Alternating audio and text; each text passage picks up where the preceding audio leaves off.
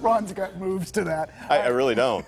Welcome back. Almost all of Team PTL is here, except Heather called off. And Mikey, we don't really know where Mikey is. She's somewhere. She's somewhere. We'll find out later. And we will try to figure all that out. Yes, absolutely. But the ones that are here today, great to be with all of you guys. And we also have another wonderful, I would say, family member of Team PTL, right? This is our good friend, Ask Natalie. She is advice columnist, Natalie Bencivenga. You also may know her from her Post-Gazette Seen segments. Yeah, and today we're talking about some recent questions Natalie got in her Ask Natalie inbox, and we asked the rest of the team to join us because these questions and answers, they're kind of talkers. I mean, I think people, these are controversial. Tell us about the first one.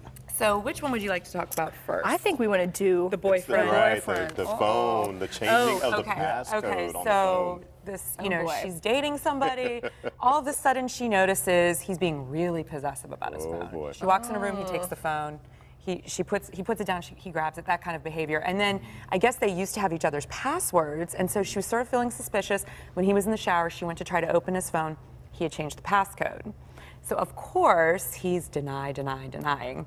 And she reached out and said, do you think he's cheating on me? And I feel like a lot of times what people are really looking for is just validation. They already know the answer. I totally agree. They already know the answer. So I gave her a few suggestions on how she could approach this.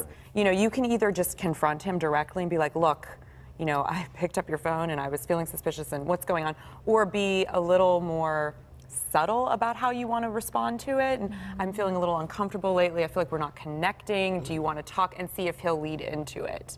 But you know what I love about this is the column is syndicated on UExpress, and it'll get hundreds of comments each question, and people have such intense reactions, especially to the cheating scandals and what does that mean for the relationship, and should you break up with somebody if you catch them in this situation? I think it's even worse than that, because I think that you already have no trust in this relationship. Exactly. You know, he doesn't trust her with her phone. As soon as she's going to the shower, she's checking her phone as well.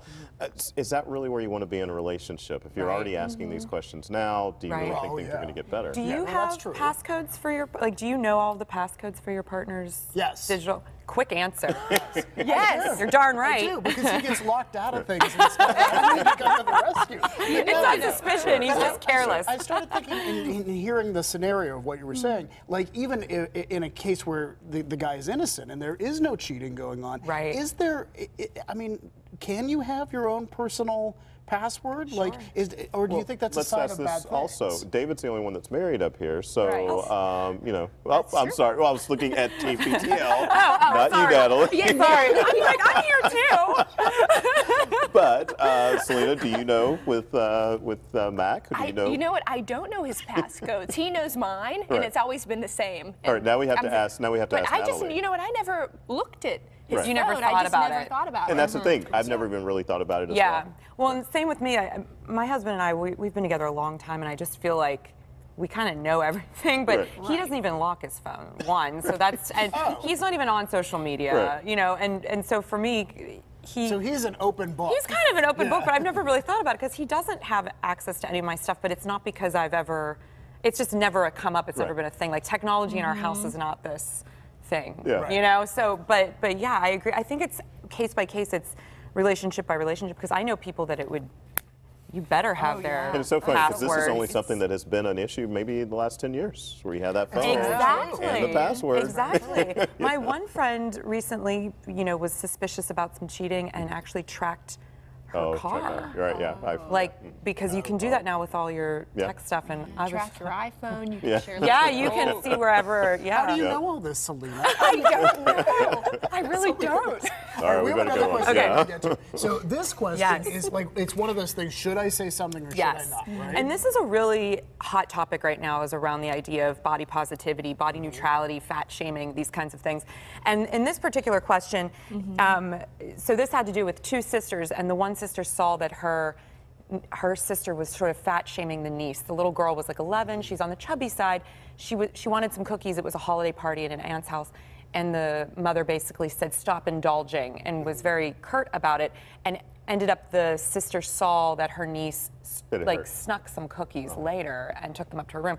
So there's clearly some stuff going on where this, I'm guessing, isn't the first time that the mother, and I guess the mother is a very attractive woman, very well, you know, in shape.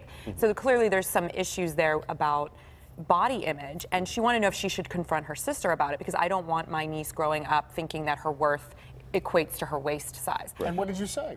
I said I think she should, but I think before she does that, she should approach it from a sense of love and compassion, because I think her sister also has some probably internalized issues with food, which is why she's projecting them. So if you attack the sister, it's not gonna do anything.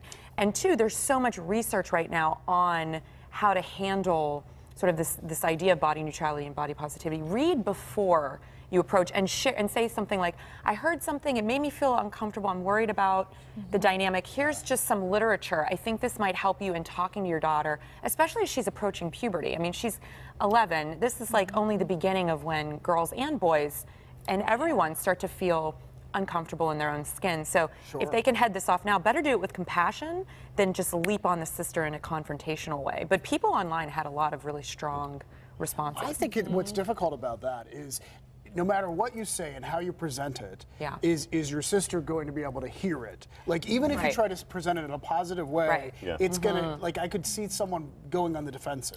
Exactly, because I think the sister probably has her own internalized issues with food, which is why she's projecting, right?